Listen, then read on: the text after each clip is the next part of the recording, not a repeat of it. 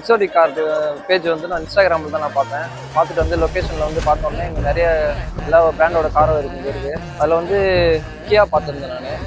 Loan ப்ராசஸும் சீக்கிரமாக பண்ணி கொடுத்துட்டாங்க. இன்னைக்கு என்னோட டெலிவரி ரொம்ப ஹாப்பியாக இருக்கும்.